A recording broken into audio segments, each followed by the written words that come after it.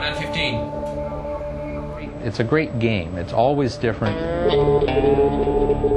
There's a natural human desire to compete. It's best expressed in friendly competition, and the watchword of the WRTC has always been international goodwill. It's fun to come up with a strategy, but it's hard enough and complicated enough that there's no way to just buy a win, or there's no fixed strategy. It's always different. You bring the sport aspect, you bring the technical aspect, you bring the skill aspect together, and there's just a certain kind of person who likes that. They are the ones who want to come to a WRTC.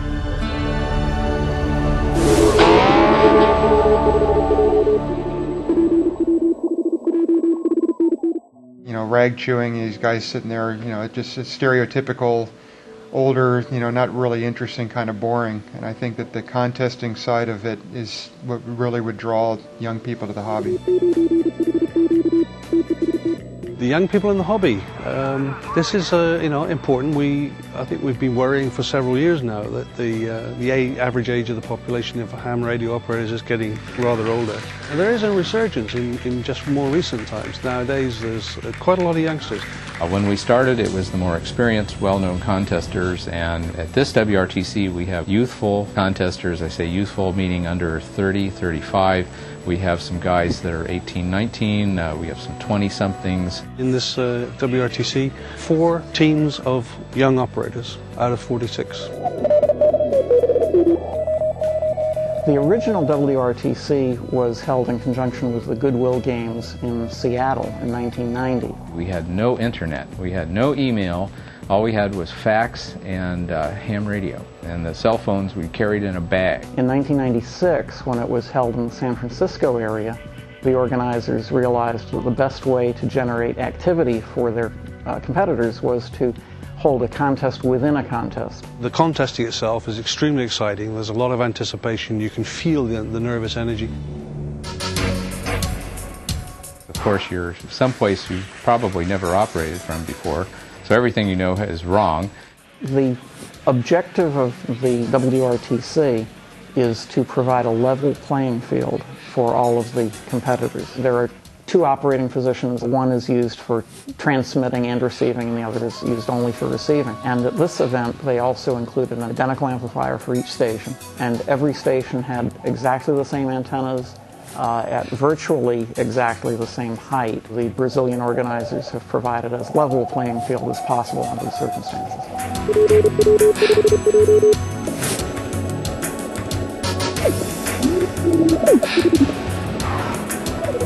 The sunspot cycle is going up and down in an 11-year cycle, so every contest is different, even if it's the same format and the same time of the year.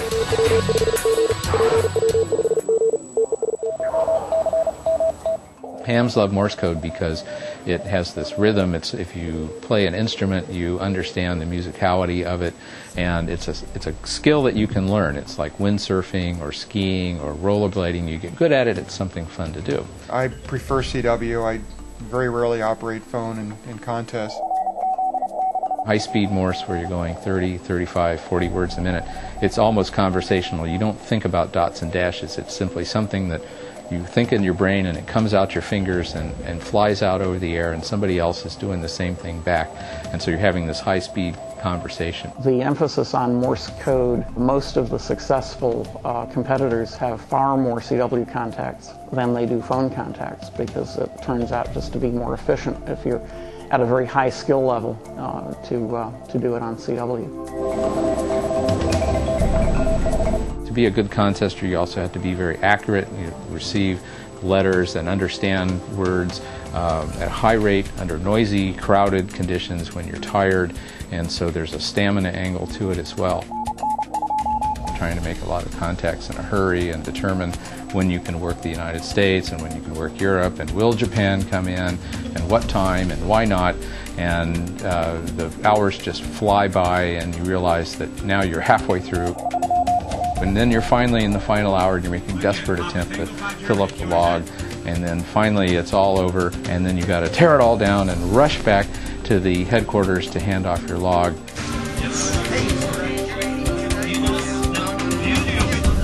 you know, if you want to stop by every half hour or so. Okay. I just don't want to be a bother.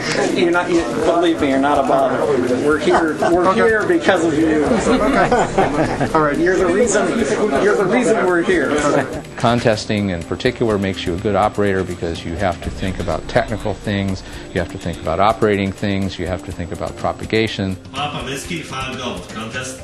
The guys, Ramon and David, I think they've done really well. They've certainly put a lot of work in and a lot of effort. We'll see how it comes out in the end. The primary focus of our activity as judges is to check the accuracy of the logs. Obviously, in emergency communications, it is absolutely essential that you be accurate in transmitting information. So that's a skill that we place a very high value on within the events. A matter of being able to get the most effectiveness out of a given station. And these competitors have to wring a lot of performance out of a relatively simple antenna. 24 hours after the contest was over, we have results. Are you ready for this? PW5C, NMJ M2NL. Next time, what are we going to do different than we did now? And we decided we have this down pat, and there's no reason to change what we do. I mean, we're successful all the time, so I think we're doing the right thing now. The only thing I can think of is that, you know, maybe when it was really, really slow in the middle of the night, we relaxed a little bit, where maybe if we were pushing the second VFO a little bit harder, you know, finding guys to work that we needed still, you know, maybe we wouldn't have dropped to second place, but I think that that was a factor of us working the multipliers earlier than they did, and that they were actually just working guys faster or better than we were through that the whole 24-hour period. Contesting is, generally people have hobbies and our chosen hobby is amateur radio, but there's a competitive streak in many of us, and you need an outlet for that. People that have that tend to gravitate towards competitions, and this is one way of doing that. The great thing about WRTC is that what started out as a way to see who was the best of the best has really evolved more from an Olympics where everybody tries to jump over this bar and then we move that bar a little higher and so on and so forth to see who can jump over the bar the highest. It's more than that. It's become more or less an all-star game where you get these people from all over the world and they come to this one spot, and a host organization has opened its homes and opened its hearts to the visitors, and it's a way of tying us together. And the thing that I've heard more and more, especially from the young contesters that are here, is it's a dream to come to WRTC. And that dream, if a sport or an activity can invoke somebody's dreams and hopes, then you've got a successful organization, you've got a successful event. I'm talking about something that really connects to the heart of the person that's involved. And that same connection that we share is fostered here at WRTC.